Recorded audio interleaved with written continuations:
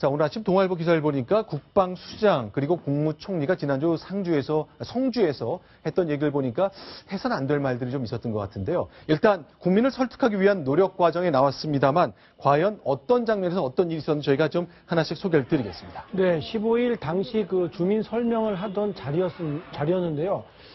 주민들이 하도 이 물병을 던지고 계란을 던지고 하니까 미니버스로 한민구 장관과 황교안 총리가 미니버스로 옮겨간 일이 있었습니다. 그 안에서 오도 가도 못하고 있는 상황에서 현지 군의원들 이런 사람들이 안내를 해서 주민대표 5명을 미니버스로 데리고 왔다고 합니다. 네. 이 자리에서 한민구 장관이 자, 성주에 배치될 이 사드 레이더 그렇게 위험하지 않습니다. 뭐 모처에 있는 어떤 레이더 시설도 있는데 거기보다 훨씬 더 사드보다 훨씬 더 센 강도로 방출이 되지만 아무 문제 없습니다. 패트리엇 미사일 또 충북 지역에 2군데나 배치되는데 역시 전자파 문제 없습니다. 이렇게 이야기를 하면서 구체적인 저는 실명을 쓰지 않았습니다만 네. 구체적인 지명과 동네 이름까지 제시를 하면서 특정 지역에 군사시설이 배치되어 있다는 것을 이야기했다고 합니다. 자, 지금 화면에 보이는 저 버스 아닙니다. 국무총리와 국방장관이 5명의 성주 군민을 만났습니다. 아, 이렇게 버스 안에서 대화가 오갔구나. 여러분께 그 힌트를 좀 드리기 위해서 음성 파일 2개를 공개합니다. 성주 군민에게 저희가 동아일보가 입수한 내용입니다. 먼저 국방장관 얘기 들어보겠습니다. 그래서 아까 내가 얘기했지만 그분들이 전자파에 대해서 뭐 하나도 느끼지 않습니다. 이것보다도 더 센 것도 우리 또 충청 지역에 2군데가 운영이 되고 있어서 그 전자파 같은 건 전혀 걱정하지 않으신다면 제가 그렇게 안전한 것이면 진짜 그렇게 말씀하시고 공개적으로 하셔야 되지. 그래요. 왜 그걸 지금 이제야 저희들 앞에서 그걸 말씀하십니까? 자, 이정우 편집은 저런 게 좀 아쉬운 거죠. 아니, 발표를, 그러니까 장소를 정하기 전에 사드라는 것이 전자파가 없다는 것, 지금은 대체로 좀 믿는 분위기가 이제 많이 형성됐는데 미리 좀 했으면 어떨까 싶네요. 아니, 이게 순서가 이렇습니다. 일이라는 게 처음에 전자파 자체는 큰 문제가 아니었기 때문에 네. 지역을 발표하고 나니까 네. 그때 그걸 반대하기 위한 논리로 전자파 갑자기 등장했어요. 네. 아까 말씀드린 대로 이거 전자파 문제는 우리나라에서 레이더 회사 거기 가보면 자기 건물에 올려놓고 밑에서 식당에서 밥도 먹고 일하고 그 앞엔 차들이 지나다니고 다 해서 지나고 도심에도 있는데 네. 그걸 다 아니까 저게 문제가 안 된다고 생각해서 지역이 발표를 했더니 갑자기 이걸 치고 나온 거예요. 설명 안 했다 그러는데 그때는 그게 뒤늦게 요구를 한 거죠. 그래서 설명이 뭐 들어가니까 저 주민들 아까 금방 목소리 나오시는 분은 좀 점잖았고 좀 나이 드신 분 같은데 아, 왜 이러십니까? 이게 합리적인 판단이죠. 합리적인 지역 주민의 의견일 텐데 저걸 끝까지 싫어하는 분들이 있으면 문제인 거죠. 네. 지금 성주뿐만이 아니죠. 만약에 네. 성주가 아니더라도 다른 네. 데서도 만약에 결정이 됐다면 똑같은 문제가 났을 텐데 네. 지금 이런 문제 아니겠습니까? 왜 미리 얘기를 하지 않았느냐. 네. 미리 의견 수렴을 하지 않았냐는 주장이 많습니다. 네. 거기에 대해서 저도 네. 미리 좀 의견 수렴했으면 좋았을지 네. 라고 하고 싶은 생각이 굴뚝 같지만 네. 그렇게 못하는 것이 솔직한 제 양심입니다. 왜냐하면 네. 지금 아시다시피 만약에 어떤 지역을 놓고 네. 당신네 지역에 지금 사드를 놓을 테니까 한번 상의해 봅시다 그랬을 때 네. 그 상의가 제대로 됐겠는가? 협의가 네. 제대로 됐겠는가? 의견이 제대로 수렴이 됐겠는가라는 것을 생각해 보면 네. 제가 볼 때는 물론 절대로 무슨 국방부 편을 드는 것은 아니지만 네. 그렇지만 지금에 와서 왜 미리 얘기하지 않았습니까라는 얘기에는 조금 좀 동의하기 어려운 그런 대목이 있습니다. 그러니까 예를 들어 네. 일본 같은 얘기를 하잖아요. 일본에는 미리 얘기를 하지 않았냐. 일본에는 예를 들어서 뭐 이렇게 과격한 시위를 하거나 네. 또는 무슨 과격하게 무슨 뭐 몰려가지고 주민들이 수천 명이 몰려가지고 예를 들어서 무슨 뭐 총리를 갖다가 가지 못하게 한다든가 이런 일이 없거든요. 그렇기 때문에 제가 볼 때는 아시다시피 보시면 아시겠지만 네. 일본은 이것을 네. 설치할 때 네. 별다른 네. 저기가 없었다. 항의가 없었다. 반발이 없었다. 물론 네. 지금 그 문제에 대해서 문제가 있다고 주장하는 사람은 존재합니다. 네. 그러나 지금처럼 지금 우리나라가 보이는 것처럼 모든 국민들이 모여가지고 네. 저렇게 반대하는 사례는 없었기 때문에 네. 저것을 일방적으로 왜 네. 일본처럼 안 하냐는 것은 네. 조금 분위기상 납득되었다. 그러면 제가 네. 북한이 요번에 1월 6일 날 수소폭탄 실험을 했다고 주장한 직후에 바로 네. 국방부에서 사드 배치를 논의하겠다는 걸 발표를 했습니다. 네. 그 이후에 사드의 성능에 대해서 네. 그리고 사드의 그 전자파 유해성에 대해서 끊임없이 언론에서 공개돼 왔습니다. 네. 뭐 동아일보도 마찬가지고 네. 수많은 언론에서 공개돼 왔기 때문에 네. 사실 조금만 관심을 가지고 네. 주장을 봤으면은 얼마든지 그 사드 그 레이더 자체가 그렇게 인체에 유해하지 않다는 걸 전부 다 알 수가 있습니다. 네. 그런데 저런 분들이 현재 인제 와서 왜 인제 와서 사드가 이렇게 인체에 무해하다는 걸 주장하느냐라고 이제 얘기하는 것은 지금까지 자기네가 주장했던 것이 이제 궁색하니까 네. 사드 때문에 뭐 다 죽게 생겼다고 하고 뭐 참여도 못 먹게 생겼다고 하는 자체가 궁색해지니까 이제 이상이 이제 변명으로 늘어오는 것이지 실제로는 모든 게 다 공개돼 있었습니다. 실제로 지금 심규선 대기자나 김정봉 교수님이 해주신 그 얘기, 아니 이걸 미리 했으면 됐겠느냐? 현실적으로 어렵지 않느냐? 이거는 당신도 알고 우리도 하는 일 아니냐라는 공감, 사실은 마음 밑바닥 어디선가 깔려있는 것일지 모르겠습니다. 황교안 총리가 저 마이크로버스 안에서, 작은 버스 안에서 성주 국민들과 그 얘기를 바로 강조했습니다. 그리고 다음 세대 얘기를 했습니다. 들어보겠습니다. 성주 주민들에게 먼저 알려드려서 같이 논의를 합시다. 이렇게 되면 그럼 뭐 논의를 하는 건 좋은데 결과적으로는 사드 배치를 할 수가 없는. 그거는 잠깐 생각해야 됩니다. 이 자리는 안 된다. 지금 현재 사유 우리 성주는 얘기는 안 됩니다. 기본적으로 얘기는 안 됩니다. 좋습니다. 성주에 돌아오십시오. 얘기 안 됩니다. 저도 손자, 손녀가 있고 애들도 키웠고 애들이 제일 우선이에요. 그리고 제가 거듭 말씀드리다시피 지금 우리 사드 국가를 지키기 위해서는 반드시 필요합니다. 자, 이제 국무총리들이 굉장히 절박한 가운데 마이크를 잡고 얘기할 때는 계란과 물병이 날라왔기 때문에 사실 말을 제대로 할 수 없었습니다만 버스 안에서 비교적 45분간 차분하게 논의가 되는 가운데 총리는 자신의 생각을 주민들한테 얘기를 하고 있군요. 자, 네. 제가 이제 우리 군의 실책을 지적하고 싶은데요. 네. 사실 북한이 2006년도에 처음 핵실험하고 지금 한참 지났지 않습니까? 10년이 지났죠. 네, 훨씬 지났는데 그때마다 뭐 어쩌고저쩌고 하면서 북한이 실패한 것처럼 핵 보유국으로 인정 안 하겠다. 네. 라고 하면서 북한이 핵을 못 가진 양 쭉 끌고 오다가 4차까지 오니까 당황을 했고요. 네. 수단이 발사할 때도요. 5차까지 매번 공중 폭발했다고 실패했다 그랬어요. 네.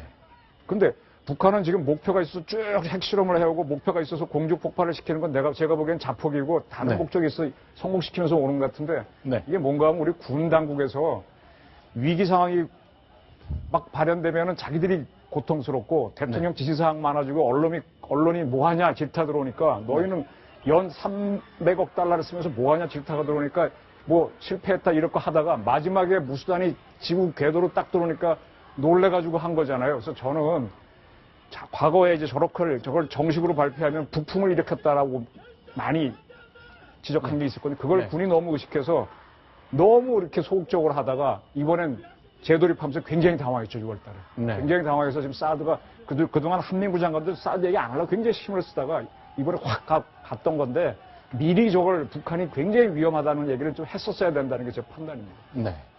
비슷한 얘기입니다만 간단히 말씀드리자면 네. 바로 그 국방부의 그런 행태는 네. 제가 볼 때는 정보를 혼자 독점하고 있는 네. 정보 독점을 오히려 악용하는 네. 그런 대표적인 케이스다. 네. 라고 저는 봅니다. 예를 들어서 아까 얘기했듯이 지금까지 우리들 머릿속에는 북한의 미사일 발사와 핵실험은 전부 실패한 것으로 돼 있어요. 그렇죠? 네. 근데 어느 날 갑자기 위험하다고 그래서 사드를 좀 배치하겠다 그러면 국민들의 마음속은 뭐냐면 북한의 어떤 그 미사일이나 핵 문제가 실패를 했기 때문에 우리는 좀 안전 그런 느낌을 가지고 있다가 바로 사드를 배치한다고 그러니까 이게 뭐지? 네. 지금까지 그럼 국방부는 진실을 얘기했나? 라는 그런 어떤 의문, 의심 이런 것들이 역효과가 나온 것이 바로 이 사태가 아닌가 저는 그런 생각을 합니다. 자, 그런데요. 저희가 지적하고 싶은 것은 지난주 금요일 상황입니다. 황교안 국무총리가 바로 이곳 경상북도 성주 군청을 중심으로요. 6시간 이상 버스 안에 갇혀 있었습니다. 대통령이 없었던 시점이기 때문에 국정의 1인자였습니다. 자, 시위 문화에 대한 얘기를 해보고 싶고요. 과연 자신의 의견을 강하게 전달하는 방식이 과연 이 방식이 옳은 것인지 다양한 이야기들을 지난주 금요일 상황을 중심으로 얘기를 해보겠습니다. 자, 저희가 이제 위성사진 보고 있습니다. 경상북도 성주 군청인데요. 자, 이동영 차장. 자, 성주 군청의 모습, 주차장 모습 이렇게 보이고 있거든요. 오전 11시 40분 상황부터 지금부터 얘기를 좀 시작해 보겠습니다. 네, 총리가 탄 미니버스가 하도 네. 시위대의 격한 움직임에 놀래서 네. 이제 군청을 좀 빠져나가자라고 네. 했는데 트랙터 2대가 이 문을 모두 차단을 한 겁니다. 화면에 보시는 것처럼 저렇게 트랙터가 등장해서 빨간색 트랙터가 있고 파란색 트랙터가 있잖아요. 예, 두 대가 이렇게 봉쇄를 해버리니까 할 수 없이 그 네. 갇혀 있다가 빠져나와서 네. 다른 문을 통해서 바깥에 있는 군청 바깥에 있는 검은색 승용차를 타고 제3의 장소로 이동할 계획을 하고 있었습니다. 그런데 이 검은색 승용차에 네. 타자마자 이를 알아챈 주민들이 이 검은색 차량의 유리창을 파손하면서 또 과격한 행동을 하니까 다시 또 차에서 내려서 네. 이제는 아예 군청에서 한 200~300m 떨어진 곳까지 걸어가서 그때까지는 정말 위험한 상황이었다고 하는데요. 네. 그렇게 200~300m를 걸어서 네. 현지 경찰의 개인 차량에 타고서야 이 헬기를 탈 수 있는 이 산으로 그 공군 기지로 이동할 수 있었다고 합니다. 자, 그러면요. 자, 오전 11시 40분에 버스가 탄 총리가 막혔습니다. 트랙터 두 대가 가로막으니까 당연히 꼼짝 못하게 된 건데 무려 6시간 이상 지났습니다. 이때부터 이제 그 총리가 이제 최루탄 뿌리는 그 장면 화면 많이 보셨잖아요. 그 장면을 통해서 이 뒷길로 쭉 가서 빠져나가게 되는 겁니다. 그렇습니다. 자, 그럼 좀 더 상황을 또 보겠습니다. 다음에 준비된 저희 영상을 좀 설명드리고 싶은데 이 와중에 총리의 옷이 벗겨졌잖아요. 자, 이제 최루탄 뿌리는 그 장면 저희가 좀 보여드릴 건데요. 그 장면을 보면 자, 저 장면에서 양복이 벗겨지고 수첩과 휴대폰이 뺏겼구나, 분실됐구나 하는 장면이 생각날 것 같습니다. 저 장면이 바로 황교안 국무총리의 금요일 상황이죠. 자, 아까 그 시위대 앞에서 연설할 때까지만 해도 양복 상의를 입고 있었죠. 양복 상의를 입고 있었는데 시위대에게 저렇게 둘러싸여서 아주 근접한 상황에서 시위대가 아주 손만 닿으면 닿을 수 있는 거리에 총리가 있다 보니까 어느 틈엔가 벌써 상의가 없어진 겁니다. 네. 이 상의에는 휴대전화, 수첩 이런 것들이 담겨져 있었는데요. 네. 이렇게 해서 없어진 게 이날 네. 오후 5시 40분경이었다고 합니다. 그래서 네. 양복 상의에 있던 휴대전화와 수첩이 모두 사라졌는데 네. 휴대전화는 이렇게 그 손으로 패턴을 그려야 열릴 수 비밀번호가 있기 때문에 풀리잖아요. 풀리질 않았다고는 하는데 네. 수첩에는 네. 이게 그냥 전자식이 아니라 네. 이 포켓용 손으로 쓰는 수첩이었기 때문에 거기에는 네. 몇 가지 정부와 관련돼 있는 내용들이 적혀져 있었다고 합니다. 자, 중앙일보의 그 프리랜서 사진 작가가 찍은 걸 보니까요. 어떤 주민들이 총리의 휴대전화는 바닥에 놓여 있고 이게 황교안 국무총리의 양복 상의고 휴대전화고 총리의 수첩입니다.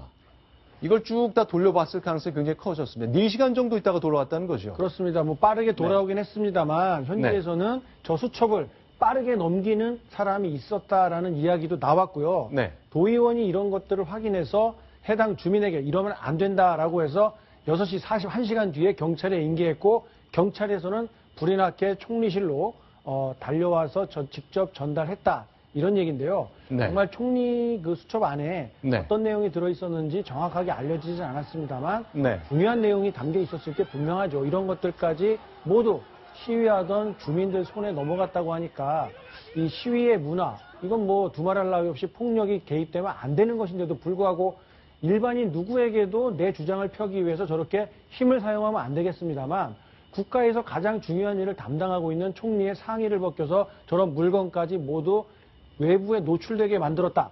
이런 것은 좀 심각하게 받아들여야 될 것 같습니다. 자, 중국의 이제 관영 매체죠. 공산당의 매체 환구시보가 쓴 사드 배치 5가지 대응 방안 이런 메모도 있었고요. 사드 배치가 한미 동맹 차원에서 개시됐다 이런 내용도 있었고 개성공단 자금이 노동당 유입 경로 39시 이게 지금 현안은 아닙니다만 이렇게 쭉 사드 얘기를 하다가 개성공단 자금까지 얘기가 나올 정도로 어쨌건 저희는 알 수 없지만 국정의 최고 정보를 갖고 있는 국무총리로서는 개성공단 자금이 이렇게 같이 있을 정도 현안이 됐었던 모양이군요. 저렇게 적혀있는 내용도 중요하지만 네. 총리가 어떤 판단을 내리고 있고 어떤 사안이 중요하고 거기에 대한 내 생각이 어떤가라고 메모를 남겼을 가능성이 크지 않습니까? 그러니까 국정 운영의 방향이 담겨 있다라고 해도 과언이 아닐 텐데 그런 중요한 그 수첩이 시위대에게 넘어가 있었다라는 점은 정말 심각하게 받아들여야 할 내용이라고 봅니다. 자, 국가테러대책위원회 회의 내용까지 담겨 있었거든요.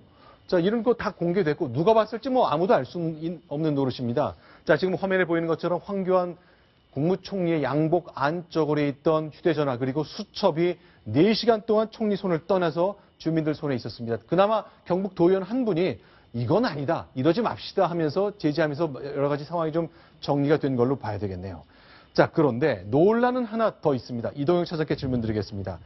자, 국무총리가 저렇게 그 혼돈 끝에 최루탄 막 터지면서 이제 빠져나갔잖아요. 네. 근데 그 과정에 뺑소니다, 사고를 내고 도망갔다 이런 주장을 펴는 분들이 있군요. 그렇습니다. 마지막에 이 경찰관 개인 차량을 타고서야 빠져나가서 성산포대로 향하는 그 산으로 올라가야 되기 때문에 외진 길이었는데요. 자, 그러니까 성산포대라는 것이 군부대 아니기 때문에 여기서 텔기를 타고 서울로 올라왔던 거죠. 그렇습니다. 거기 네. 가기 위해서 군청에서 빠져나와서 삥 둘러서 성산포대로 진입을 하려고 했는데 네. 외진 길, 그러니까 뭐 중앙선 하나만 그려져 있는 왕복 2차로의 네. 그런 도로에서 총리 차량이 내 차를 들이받고 뺑소니한 채 그대로 달아났다라고 주장하는 분이 나와서 네. 오늘 한국도로교통공단 관계자들과 함께 현장에서 조사를 벌였다는 내용입니다. 바로 저 차군요. 자, 저 차를 탄 한 남성이 있는데, 아니, 이 차는 내가 아이들도 타고 있는 차였다.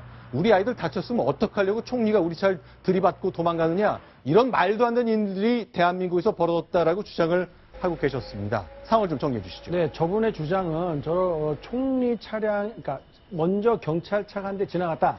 그런데 뒤에 또 차가 오길래 총리가 탄 차량인가 싶어가지고 중앙선을 넘어서서 반대편 차량, 저 흰색 소나타 차량에 이 황 총리가 타고 있었는데 저 차에 총리가 타고 있었나 확인해 보려고 네. 일단 자기가 오던 차를 방향을 틀어서 네. 저 차의 그 진행을 막았다는 겁니다. 자, 왼쪽에 있는 것이 이제 운전자 남성은 이모 씨의 주장입니다. 그렇습니다. 그런데 이 황 총리가 탄 것으로 추정되는 저 차량이 네. 내 차를 피해서 반대편 차로로 넘어가면서 내 차를 일부러 부딪히고 가버렸다라는 게 이모 씨의 주장이고요. 지금 오른쪽에 이 화면에 보시는 것은 경찰의 주장인데 자, 그럼 하나씩 저희가 좀 차분하게 정리를 해드리겠습니다. 자, 이 씨의 주장부터 다시 한번 보시죠. 하나씩 보겠습니다. 자, 그 이모 씨는 총리가 탄 차량인지 확인하기 위해서 이 중앙선을 넘어서서 차량을 좀 이렇게 가로막았다는 겁니다. 네. 그랬더니 황 총리가 탄 차량, 추정되는 차량이 자신의 차량의 뒷부분을 일부러 들이받고 가버렸고 네. 경찰 한 명이 내려와서 내 앞유리창을 파손했다. 이런 주장을 하고 있습니다. 자, 근데 궁금한 게 있습니다. 총리 차가 이렇게 가고 경찰차 호위를 받고 있었잖아요.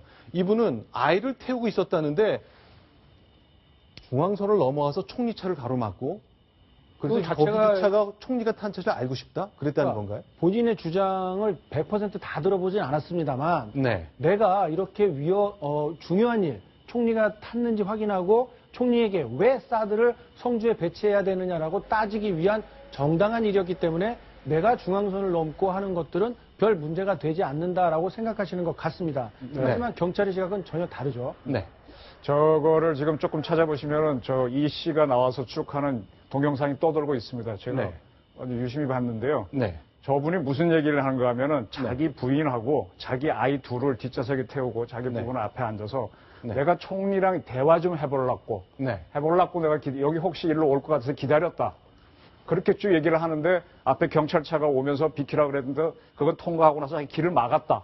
막아서 저걸 했더니만은 자기를 바꾸고 갔다는 건데 네. 제가 그걸 쭉 지켜보면서 야 굉장히 재밌는 사람이다 생각을 했는데 내가 대화를 하려고 여기까지 왔는데 자기랑 대화를 하지 않고 문을 사이드를 당겼답니다. 차를 네. 못 움직이게 하니까 유리창을 깨서 움직이게 하려다가 안 되니까 들이받고 갔다는 건데 네. 나는 저분을 보면서 대화를 하려면은 성주군청에 와서 대화할 수도 있고 숱한 자리가 있는데 이분은 그러니까 총리가 이렇게 빠져나와서 이 예상하고 군부대에서 와 있었던 헬기 거죠. 타고 가는 걸 다 알고 딱 있었던 거죠. 지금 성주 사건을 자세히 보시면요. 네. 이게 일반적인 총리차가 나가려고 하니까 트랙터로 막는 거예요. 네. 어때 좀 이상하지 않으세요? 저는 네. 상당히 이게 어떤 세력이 작전을 짜지 않았나 생각이 들고 거꾸로 경호하는 사람들은 막 중구난방으로 한 것 같고 네. 이 길까지 예상해서 딱 저 중앙을 막아가지고 못 가게 하고 그래서 경찰이 빨리 태워야 되니까 차를 끌려다가 안 되니까는 유리창을 깼습니다. 깨고 한 건데 근데 왜 대화를 하려고 하는데 아이 둘을 데리고 옵니까? 네. 그래서 그걸 왜 길을 막습니까? 여러 가지 방법이 있을 텐데 왜 자, 군청에서는 대화를 안 하고 네. 네. 제가 볼 때는 만약에 정말 수사를 해서 진실 여부를 가린다면 네. 저 이모 씨가 저 차를 대기 직전에 네. 통화한 내역을 좀 조회를 해보면 아, 누구와 통화를 누가 했느냐? 통화를 했는지를 아, 총리가 알고 성주군청 떠났다. 글로 가고 그렇죠. 있다. 예를 들어서 제가 볼 때는 네. 저렇게 정확한 시간에 네. 정확한 장소에서 네.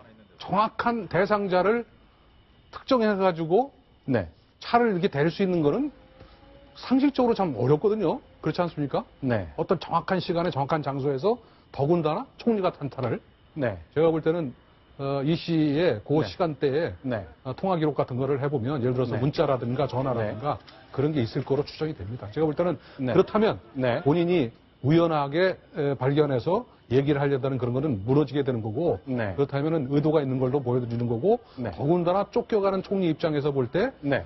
중앙선을 넘어가지고 모르는 사람이 네. 예를 들어서 거기다 차를 세운다면 네. 당연히 예를 들어서 그 장소를 빨리 네. 어떤 수단 방법을 통해서라도 그 장소에서 벗어나는 것이 네. 최고의 경우 아니겠어요? 자, 그러면요, 실제로 봅시다.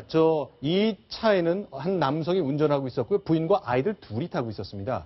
자, 지금부터 이 운전자인 이모 씨의 음성을 들려드리겠습니다. 나는 단지 아이들과 지나가고 있었을 뿐인데, 이런 것들이 궁금했을 뿐인데라고 설명을 하고 있습니다. 일단 어떤 피해를 당했다고 주장하시는지 들어보겠습니다. 문역 쪽에 우리 차 다 깨졌어요. 차는 거예요. 창문을 열고 애들 타고 있으니까 제발 차지 말라고 문 열락하는데 유리창 깨는 거 갖고 와가지고 바로 깨더라고요. 애들 아들 무섭다고 울고 난리 났는데도 경찰이 이렇게 만들어놨어요. 그래 저는 막았는 거 일반 차 지나가는데 일반 차인데 왜 그게 공무집행이 되는지 경찰차는 비켜줬어야 잖아요. 분명히. 자, 일반 차라고 설명을 하시니까 여러 가지 지금 이제 경찰이 오늘 오전에 현장 검증을 직접 했거든요. 자, 그냥 지나가다 부딪혔다는 것이 이제 이 운전하신 이 씨 얘기고 경찰 얘기는 총리차가 나갈 때 이 차가 후진을 하면서 막았다는 것이 경찰의 설명입니다. 자, 어느 쪽 얘기가 맞을지 아마 블랙박스가 있겠죠. 설명이 좀 돼야 될 것 같습니다. 저분 주장이 너무나 어처구니 없는 것이 네. 총리하고 대화에서 막았다 그러면 총리가 타고 있다는 얘기고 네. 그럼 총리차로 가로막은 건 분명히 공무집행 방해고 네. 자기가 중앙선을 넘었기 때문에 도로교통법 위반이고 네. 그다음에 이제 차가 빠져나가는데 자기가 후진해서 들어받은 거거든요. 네. 그러니까 뭐 저 사람은 내볼 때는 자기가 가해자인데 오히려 좀 피해자인 척하면서 현재 네. 오히려 공세를 취하고 있는 그런 모습입니다. 자, 일단 어린아이가 타고 있었기 때문에 어떻게 중앙선을 넘을 생각을 했을까 하나가 궁금하고 또 어린아이가 타고 있었기 때문에 좀 더 보호해야 돼야 되는 것도 사실이긴 합니다만 역시 뭐 모든 걸 다 떠나서 진실이 제일 중요한 거 아니겠습니까? 옛날 광우병 파동 때 네. 아주머니들이 어린애를 유모차에 끌고 광화문에 와서 경찰을 막은 걸 기억하실 겁니다. 네. 똑같은 작전이죠. 자기가 어린애를 태우고 있기 때문에 경찰이 네. 함부로 못할 거다. 이런 것을 계산하고 애들을 태우고 왔다고 봐야 되겠습니다. 알겠습니다. 자, 일단 오늘 오전에 현장 검증이 있었습니다. 경상북도 경찰청의 설명 좀 들어야 될 것 같고요. 일단 이분께서는 나는 그냥 일반인이었다, 지나가는 사람이었다라고 설명한 것 한 가지와 총리의 생각을 듣고 싶었다. 이 두 가지 내용이 있거든요. 결국 진실이 모든 걸 말해줄 것 같습니다. 자, 좀 더 소식 더 들어보겠습니다.